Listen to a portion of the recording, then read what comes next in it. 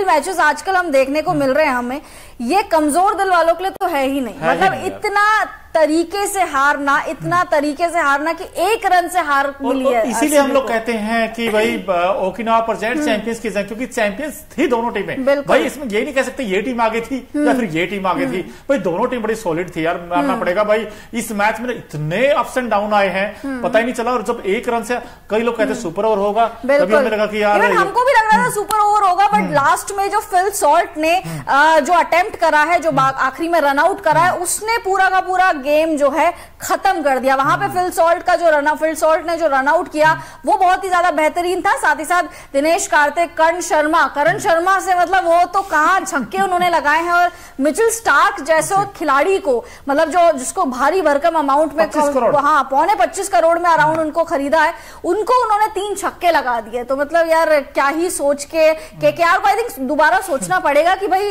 इनको थोड़ा सा रिलीज करके दोबारा इनको खरीदो और कम पैसों में। बिल्कुल, तो ये कुछ था जो चेज करने आई थी टीम। 223 का पहाड़ जैसा लक्ष्य था सामने, और फैफ डु प्लेसिस 7 बनाए, 7 गेंदों का सामना किया।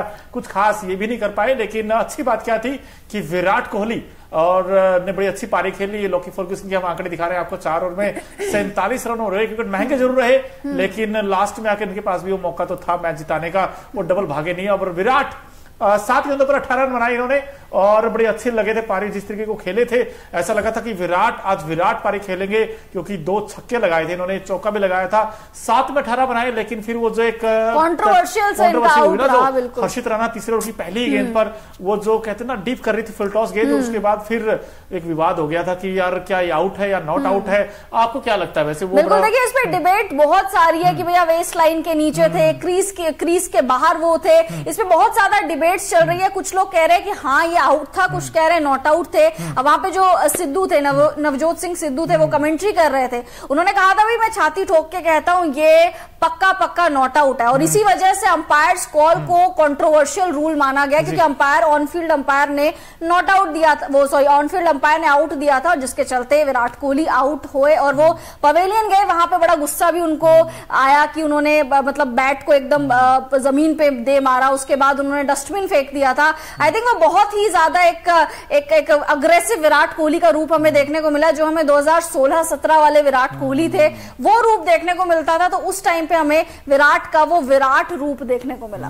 लेकिन कहीं ना कहीं विराट कोहली ने जापा खो दिया था बीच मैच में, क्योंकि जब वो पहले तो अंपायर को कुछ कहा सुनाया, फिर उसके बाद डस्टबिन को नीचे गिराया और पवेलियन में जाकर बड़ा खफा दिखाई दिया। फाफ डु प्लेसिस भी बड़ा खफा थे इस डिसीजन से, क्योंकि हमने देखा कि वो भी कुछ बातचीत करते हुए नजर आ रहे थे अंपायर से। और साथ ही साथ विराट कोहली तो नाराज थे, बट कप्तान फाफ डु प्लेसिस भी काफी ज्यादा नाराज नजर आ रहे थे। बड़ा कंट्रोवर्शियल है, इसीलिए बोलते हैं कि अंपायर्स कॉल को हटा ही देना चाहिए, क्रिकेट रूल बुक से हटा देना चाहिए, क्योंकि अंपायर्स कॉल हमेशा से ही कंट्रोवर्सी क्रिएट करता है। लेकिन आज भाई क्रिएट बड़ा बहुत कुछ हुआ यार। मैच हो तो भाई ऐसा हो, बिल्कुल सांसें रोक देने वाला मैच। मैं कहता हूँ नेल बाइटिंग सिचुएशन में पहुंच गया भाई।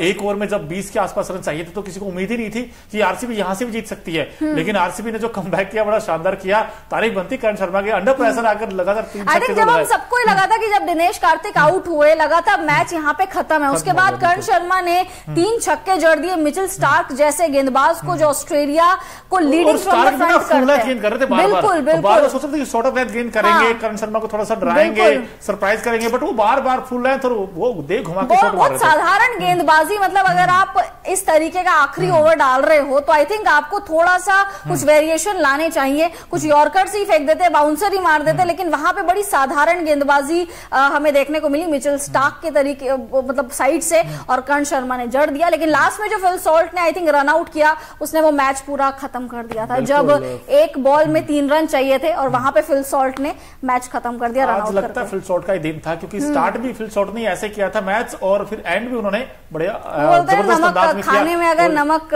बहुत जरूरी है तो फिल सॉल्ट ने वो वाली भूमिका निभाई है। बैटिंग से भी उन्होंने थोड़ा योगदान दिया है, और लास्ट का जो रनआउट नहीं, मतलब काफी अर्धशतक तक नहीं पहुंच पाए, बट काफी अच्छा योगदान दिया, क्योंकि स्टार्ट उन्होंने ही दिलाया। अगर वो स्टार्ट नहीं दिलाते तो आई थिंक मिडिल ऑर्डर्स पे जो बैट्समैन थे उन पे ज्यादा प्रेशर आ जाता, बट लास्ट का वो रनआउट में फिल सॉल्ट का तो कभी भूल नहीं पाऊंगा। चलिए, आप फिल सॉल्ट की बात कर रहे थे तो बता ही देते मैच में हुआ क्या क्या था। केकेआर ने पहले बैटिंग करने का फैसला किया और यहाँ पर देखिए 48 बना दिए सिर्फ 14 बॉल्स बॉल्स में फिल सॉल्ट ने आज बड़ी धूम मचाई, बल्ले के साथ 7 चौके 3 छक्के लगाए और 342 का अमेजिंग स्ट्राइक रेट था। नरेन ने 10 बनाए, आज फिर फेल रहे और पूरी तरीके से फेल रहे, 15 गेंदों का सामना किया। अंकुरिश रघुवंशी भी आज जल्दी आउट हो गए, सस्ते में निपट गए। और वेंकटेश अय्यर भी, यानी कि कहीं ना कहीं मानना पड़ेगा जो मिडिल ऑर्डर है वो एक बार फिर से केकेआर का कोलैप्स कर गया, जिसमें कि अंकुरिश रघुवंशी, सुनील नारायण, वेंकटेश अय्यर, लेकिन श्रेयस अय्यर ने आज कैप्टन नॉक खेली है और ये आपके सामने भी है। भी 50 बनाए, 36 गेंदों का सामना किया, 7 चौके 1 छक्का लगाया। बड़े कहते हैं कूल काम एंड कंपोज, बड़े पॉजिटिव फ्रेम में नजर आए वहां पर। लेकिन सुनील नारायण आज जल्दी आउट हो गए, जिसकी वजह से लगा था कि भाई ये टीम शायद हो सकता है 170-180 तक रुक जाएगी। लेकिन जब लास्ट में रिंकू और रसेल की वो जो पार्टनरशिप हुई थी, उसने ये स्कोर धीरे धीरे करके 200 के आसपास ले गए। लेकिन 222 तक पहुंचाने में जो सबसे अच्छा ये कंट्रीब्यूट किया, वो जो मैच फिनिशिंग नॉक खेली, वो 24 बना दिया रमनदीप सिंह ने। अब रमन कहते हैं ना, मन जीत लिया उन्होंने, 9 में 24 बनाकर और स्कोर छलांगा लगाता 222 पहुंच गया। अब 223 का टारगेट है श्रद्धा बैटिंग करने के लिए। लेकिन विराट ने भी उसी अंदाज में बैटिंग की जैसे रमनदीप ने की या फिर शॉट ने की।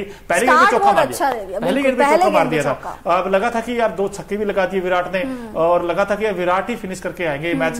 लेकिन फिर वो विराट आउट हुए और फिर फैब भी आउट हो गए, फिर ये टीम फंस गई। बहुत ज्यादा हमेशा से ये होता आ रहा है। जब हम मैच में देख रहे थे तो हम लोग यही डिस्कस कर रहे थे कि दिनेश कार्तिक हमेशा से ही लोन वॉरियर की तरह खड़े रहते हैं और लास्ट में आके पारी को बस वो ही संभालते हैं और आज भी ऐसा ही हुआ। बट दिनेश कार्तिक से बेहतर भी कर्ण शर्मा, आज हमें ये पता लग गया कि अगर मैच में सिचुएशन ऐसी फंसी हुई हो तो कर्ण शर्मा आके छक्के चौके भी लगा सकते हैं और आपको मैच जिता ही देते। ऑलमोस्ट उन्होंने जिता ही दिया था वो तो भाई। उससे पहले दिनेश कार्तिक से पहले मैं बात करूंगी रसल यार, रसल ने अच्छी गेंदबाजी की, मतलब विद द बैट रसल बहुत रनर बॉल्स खेल रहे थे, बहुत स्ट्रगल कर रहे थे, बट रसल ने बहुत अच्छी गेंदबाजी करी, बड़े इकोनॉमिकल साबित हुए हैं और साथ ही साथ विकेट्स भी चटकाए और साथ साथ डीके का विकेट उन्होंने बड़ा जबरदस्त निकाला। लेकिन देखिए अभी उम्मीदें तो ना के बराबर होगी आरसीबी के लिए प्लेऑफ में पहुंचने के लिए, लेकिन आज अच्छी बात उनके लिए क्या रही, अगर एक अच्छी गुड न्यूज दे आपको कि भाई कहते हैं ना कि आरसीबी का जो बैटिंग है वो सिर्फ विराट और फैब पे ही डिपेंडेंट है। लेकिन आज अच्छी बात क्या कि विल जैक ने भी रन बनाए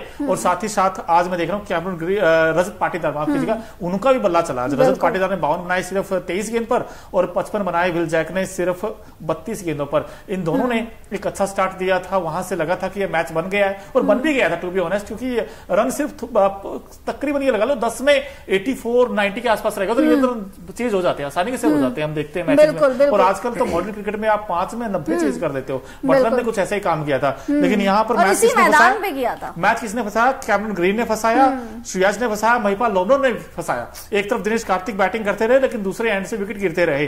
अब लास्ट में तो ठीक है, कर्ण शर्मा ने आकर वो 2-3 बड़े-बड़े शॉट्स लगा दिए, वरना ये मैच तो पहले ही आ गया था। 3 छक्के और बहुत बड़ी बात है मिचेल स्टार्क को 3 छक्के मारना। बट अब मिचेल स्टार्क की जो गेंदबाजी है, मुझे लग रहा है सारे ही बैट्समैन समझ चुके हैं कि ये किस तरीके की गेंदबाजी करते हैं, इसीलिए इनको आके चौके छक्के मार जाते हैं और मिचेल स्टार्क इस आईपीएल में वर्थलेस साबित हुए हैं। बिल्कुल पहले 2 में तो 100 से ऊपर रन थे। हाँ बिल्कुल, पहले 2 में शतक मार दिया था उन्होंने, मतलब हर मैच में अर्धशतक लगा रहे थे वो। मिचेल स्टार्क बल्ले से नहीं बल्कि गेंदबाजी से अर्धशतक लगा रहे थे। बट आई थिंक आज भी इनफैक्ट सिर्फ 3 ओवर में 55 रन दे दिए, 3 ओवर में सिर्फ 55। हम लोग 4 में 55 की बात करते हैं, तो 3 में ही 55 लौटा दिए। बताइए अब ये आपके फ्रंटलाइन गेंदबाज कहते हैं हम इनको, लेकिन आज तो किसी भी एंगल से लगी नहीं है। 3 ओवर में 55 रन देकर विकेट एक ही मिला, क्या फायदा उस विकेट का। लेकिन जब आप इस तरीके के रन लुटाते हैं, भाई आप सबसे मैन गेंदबाज हो, आप इस टीम की कहते हैं ना कि मजबूत कड़ी हो, लेकिन जब आपसे ऊपर सबसे ज्यादा भरोसा हो, आप उस भरोसे को तोड़ रहे हैं। आप 1 में 20 तो या कोई भी गेंदबाज डिफेंड कर सकता। हमने देखा हर्षित राणा ने इनफैक्ट क्लासिंग को रोका था, 1 ओवर में 11 चाहिए था, तब वो मैच जिता दिया था।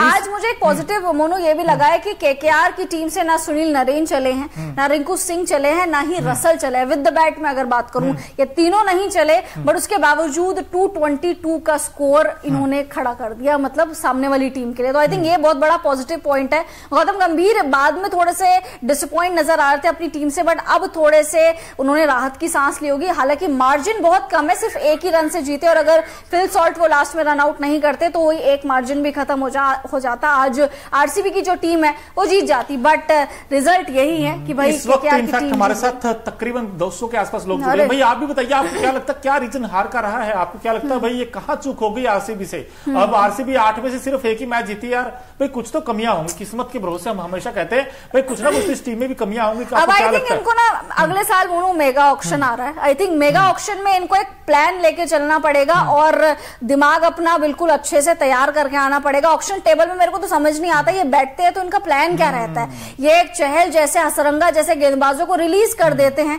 ये हर बैटर को रिलीज कर देते हैं और ये हर डोमेस्टिक खेलने वाले को रिलीज कर देते हैं। और अपनी टीम में इनके देखिए फॉरेन प्लेयर्स ज्यादा है, इनको फॉरेन टैलेंट पे बहुत ज्यादा भरोसा है और इनका जो डोमेस्टिक सर्किट वाले टैलेंट है उस पर लोग भरोसा ही नहीं करते हैं। तो आई थिंक ये बहुत ज्यादा कमजोर कड़ी है जिसमें ध्यान देना चाहिए आरसीबी को। केकेआर तो बड़ा जबरदस्त खेल रही है, बट आरसीबी की जो साख की लड़ाई थी, आज वो साख की लड़ाई भी आई थिंक खत्म हो गई। प्लेऑफ्स में जाने के जो पूरे के पूरे चांसेस थे वो खत्म हो गए। अब आरसीबी को हर साल की तरह, 16 साल की तरह, पिछले इतने सालों की तरह अब आरसीबी को दूसरी टीम्स पर डिपेंड होना पड़ेगा। इनका पूरा खाली दिमाग हो गया। आगे मेगा ऑक्शन आएगा अगले साल, उसमें भी ये लोग खाली दिमाग के साथ ही बैठने वाले हैं और ऐसी ही आरसीबी की कहानी चलने वाली है। तो जैसे आप जैसे जो लोग हैं या फिर जितने भी आप लोग दर्शक जुड़े हुए हैं, आप में से जितने भी आरसीबी के फैंस हैं, नमन है आपको भाई सपना नमन है आपको, साष्टांग दंडवत प्रणाम है आपको।